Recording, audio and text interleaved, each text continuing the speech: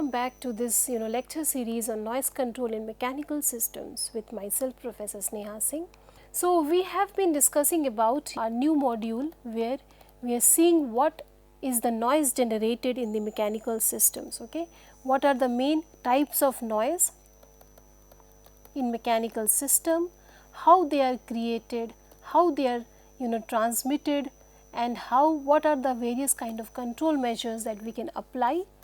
Okay, so that we have been discussing. So, we began our discussion on the mechanisms for noise generation in these systems, and we already studied about first mechanism, which is vibration induced noise.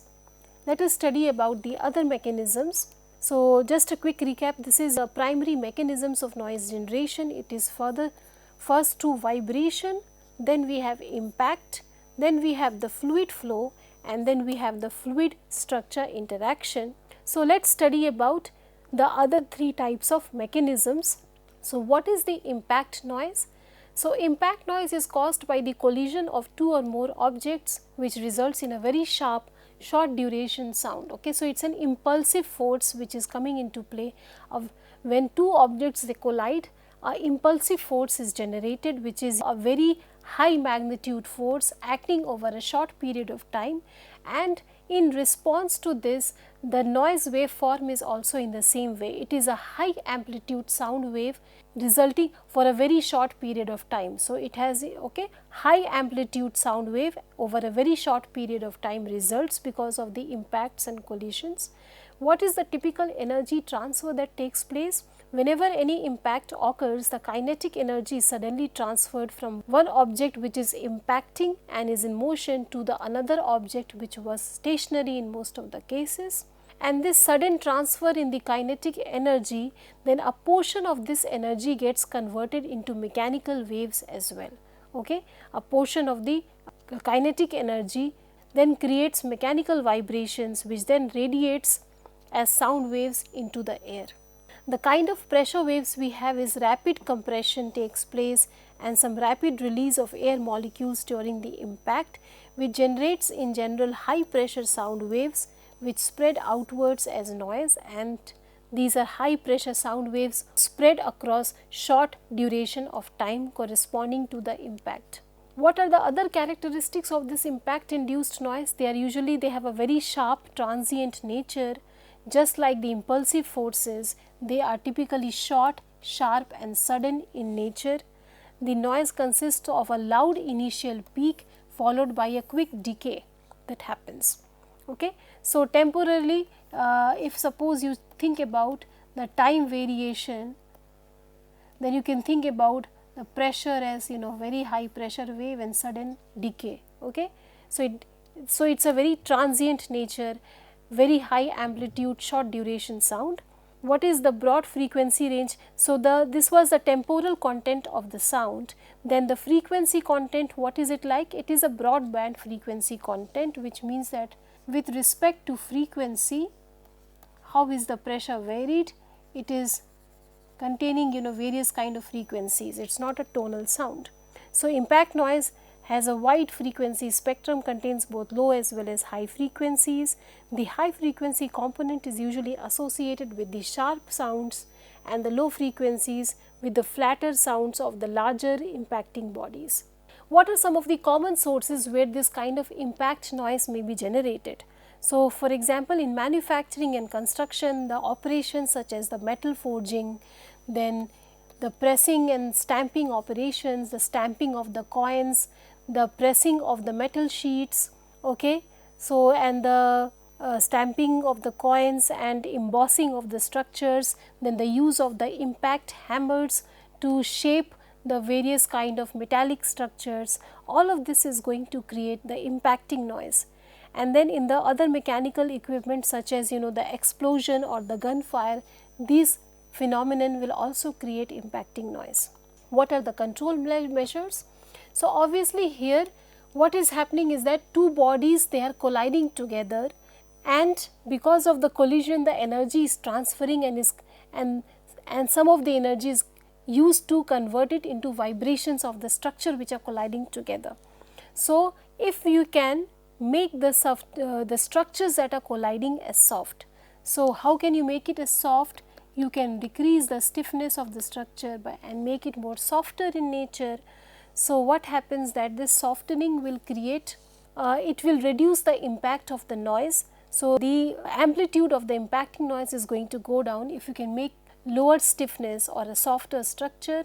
So, you can make use of rubber pads, acoustic mats or softer materials in the impacting bodies. The other way would be obviously use of enclosure and the barriers in any kind of mechanical, suppose manufacturing plant where you have the process of pressing, stamping or other kind of impacting process going on, that particular part of the machinery can be enclosed using barrier materials. You can also put some damping treatment on the surface that is impacting. You can also create the machineries where you do not need to have direct impact. So, you can redesign the machinery where impacting is, the need for the bodies to collide together is less. So, the direct contact is less between the various moving components of the machinery. Then there could be another way, could be that if suppose you cannot avoid the contact between the components, then you can design it in a way that you get a more slower and smoother contact. Let us say for example, in a gear meshing system, the spur gears, the spur gears are more noisy compared to the bevel gears.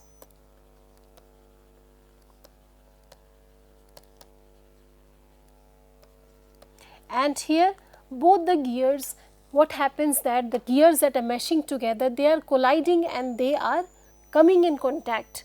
But one of them, so whenever you engage the gear, in any automotive system, you sort of press the gear lever and you engage the gears together. Suppose they were spur gears, this engagement would be like in the form of the impact between the two gear teeth, the gears that are coming together. So, that impact would be created at the moment of engagement, and for spur gears it would be more noisy. Why? Because a lot of them, they are coming together and impacting, but whereas when the bevel gear, when it impacts in a slower way because of the helical structure, in the spur gear you have a linear kind of teeth.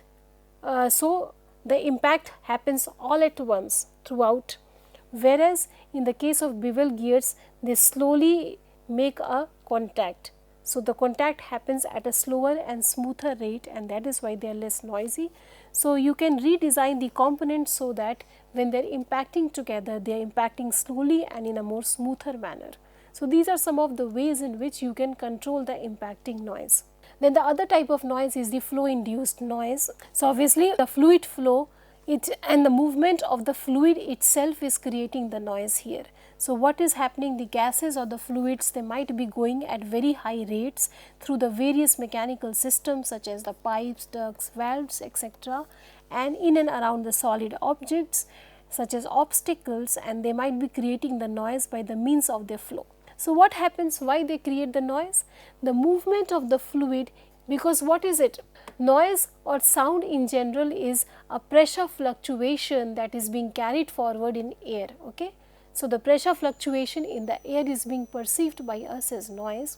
So, when the fluid is flowing, due to the disturbed fluid flow, these pressure fluctuations might be created in the process of fluid flow, and these pressure fluctuations created due to the movement of the fluid itself, they propagate as the disturbance or sound waves.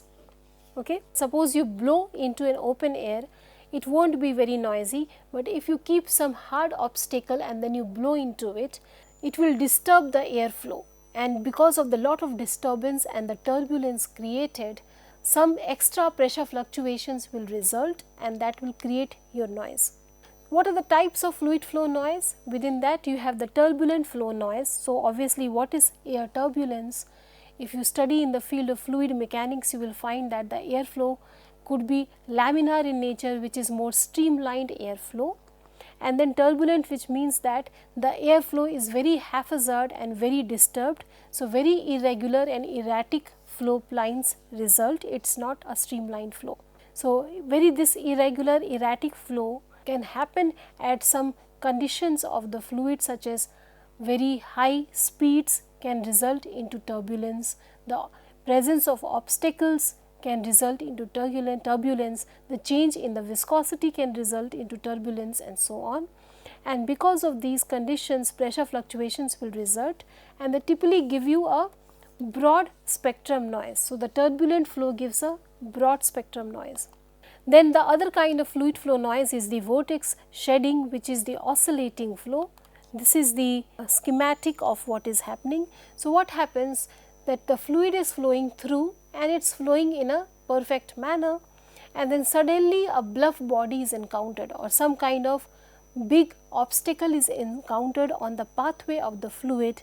Then what happens, suddenly the eddies are formed, some alternating fluid patterns or oscillations result behind the obstacle. As you can see here, the fluid is flowing perfectly, and because of the scattering around, suddenly these oscillating pressures are created, and they are created at the vortex shedding frequency, and some tonal noise is produced because of this. So, here this is the oscillating flow that is resulting in the pressure fluctuation because of the presence of a sudden obstacle in the pathway of the fluid flow. Then due to flow separation as well it can happen. So, let us see, you have some, it usually happens when the air is flowing through some kind of solid structure. So, when the air is flowing over some solid structure, such as over the cabin, over the outside cabin of a vehicle, or when the air is flowing through the aircraft wing, which is a classic example of this flow separation. What happens when it is flowing through it, suddenly laminar flow changes into the turbulent flow while flowing over the surface of this kind of mechanical structures, and when this change in the flow happens, some extra fluctuations are created when the air flowing through the structure suddenly separates away from the structure. So, let us say this was your structure and the air was flowing through it. Due to sudden change in the geometry, at this point the flow starts to separate from the structure and some extra fluctuations are created. Okay, the flow induced noise sources. So, HVAC systems, they have mostly the flow induced noise due to the flow of the various fluid movement happening. And what is the problem? Usually the sharp bends, restrictions or obstacles which might be present in the ducts of these HVAC systems, they can create turbulence. Okay, any kind of resistance to the smooth functioning of a machinery can create noise. So, in the HVAC system, suppose a HVAC system is there for a big building and the air flows through the ducts and the pipelines. If there are sharp bends, there are some restrictions, some dust particles and any kind of obstacles there might be present along the pathway of these, along the ducts or along the pathway of the air flow. Any such kind of obstacle, it will lead to disturbance in the flow and it will increase the noise. Then in the pumps and the valves, again the fluid is flowing at a very high pressure, and the centrifugal pump, it produces noise due to the turbulent fluid flow, okay, like that. So, cooling fan and compressors, once again air movement happens, and as the fan blades, they are rotating and cutting the fluid, and it is producing both turbulence and vortex shedding kind of noise. For example, you might have observed the computer CPU fan is making a lot of noise. Okay. Then the flow induced noise is there. The noise control measures that can be used for this flow induced noise, the first could be that you can design your duct so that it is more smooth. Okay. There is less obstruction to the path, to the flow of the air. So, you can optimize the duct and the pipe design to reduce the turbulence and avoid. So, what can you do? You can avoid the sharp bends, you can avoid any sudden restrictions and transitions in the pipe pathway or the obstructions in the flow path. So, for example, instead of having some pipeway like this, you can have smoother bends in the pipeline. This will create lesser resistance to the airflow and less noise. Okay. Then you can use various flow smoothing devices. There are various devices that are there, such as the flow diffusers. You have these flow diffusers and flow straighteners, silencers in the ducts. All of these are used to sort of reduce the disturbance in the airflow or reduce the turbulence and the vortex shedding that may be happening during the flow of the fluid through these pipelines and ducts. So what are diffusers? So essentially what diffusers do is that suppose the air is flowing through, it is going to diffuse it and make it pass through some regularized sieves so that the flow is uniformly distributed. Okay. So the concentrated disturbed flow gets uniformly distributed after passing through these diffusers. Okay. They are made of these kind of sieve like structures which sort of evenly distribute the airflow. Then these are the flow straighteners, once again containing these hole like patterns. When the disturbed airflow passes from one end to the other end, it has to pass through these regular orifices which again help in sort of making the flow more streamlined and reducing the disturbance in the airflow, because the air has to pass through these sieve like structures or have to pass through these regular orifices, which helps in sort of controlling the airflow and giving it a streamlined path. What are the other noise control measures? You can have slower flow rates. Obviously, you can have the machineries where the flow speeds could be reduced. It is going to significantly lower down your turbulence and noise levels. Then vibration isolation, because of the fluid flow, the pipe that is carrying it could start vibrating. So you can have the pipe could be better fixed to the structure so that the vibration could be reduced. Some vibration isolators could be used. Proper fixing of the pipe could be done so that the vibration could be controlled.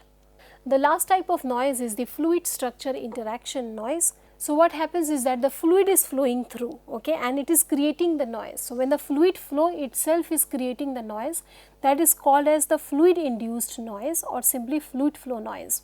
But when this fluid flow encounters a solid structure and excites the structure so that the structure now starts vibrating because of the fluid that had flown into it. Okay. So, the fluid flow has set the structure into vibration, and now this solid structure radiates the noise because of its vibration. That is called as the fluid structure interaction. So, fluid flow is exciting the solid structure, and then the solid structure which is excited is now creating the noise. So, the dynamic coupling happens between them and the noise gets generated, and usually it is the audible noise because of the radiation of the sound waves from this excited solid structure. Where do you encounter them? So, usually it could be encountered in the form of aeroelastic flutter. For example, suppose you take your journey on a aeroplane and you just notice the wings. Sometimes when, especially when it is the wings are cutting through the air of the atmosphere, and especially at the turbulence in the atmosphere, it can set the wings into motion. So, what is happening? The flow of the air is setting the wings into oscillatory motion, and this is creating the noise. So, this is again a fluid structure induced noise. So, here the fluid flow is inducing some self excited oscillations in the structure, such as in the aircraft wings or a turbine blade. Okay. Then again, flow induced vibrations could result when the fluid flow causes the structures in the pipes or the beams to vibrate. That is known as the flow induced vibrations. Then resonance, again when the frequency, suppose the fluid is flowing and interacting with the structure, and if this happens at the frequency of the structure, when the natural frequency of the structure matches with the flow induced vibrations because of the fluid, then the same flow induced vibration at the resonance gives you amplified vibrations and high noise levels. So, usually this is encountered in the bridges and the buildings. When the wind is passing around the tall buildings and the bridges and is causing these aeroelastic vibrations and structural noise. Even in the piping system, high velocity fluids is flowing through and it is leading to the excitation of the pipes, and the pipes sets into vibration, and especially when the flow is turbulent, this can happen. What are the noise control measures? Structural reinforcement can help in increasing the natural frequency. So, when you increase the natural frequency of the structure, even if the fluid flow is exciting it, it will not excite it at its natural frequency. So, at least the resonance vibration can be avoided, and because resonance will create a much higher amplitude vibration and much higher noise level. So, if you can make the natural frequency of the structure very high, much higher than the frequency of the flow induced vibrations, then Also you can control the noise, you can use damping materials, you can use various flow modifying devices like the diffusers, the straighteners, which we have already studied in the case of the fluid flow noise. So, these devices can also be used so that the fluid flow becomes more smooth and does not excite the structure in a sharp way. Surface treatment could be done, such as some kind of, you can modify the design of the structure so that the fluid flow is not coupling with the structure in a straight way. Then a redesign of the structure can be done, the change in the operational conditions can be done, and all of this can result in controlling the fluid structure interaction noise. Various other mechanisms are also there, such as the frictional noise, which arises whenever two surfaces, they are sliding and rubbing against each other, such as in the brakes and the clutches, and this again, the friction generated creates the vibration in the surface, which then radiates into the air as noise. Okay. For example, the squealing brakes or the noise in the mechanical clutches, they are typically the noise due to the friction between the two components. Okay. So, this friction itself is creating vibration, which is radiating as noise. We also have electrical noise in many of these mechanical components. So, this is electromagnetically induced noise. High voltage power lines usually encounter this.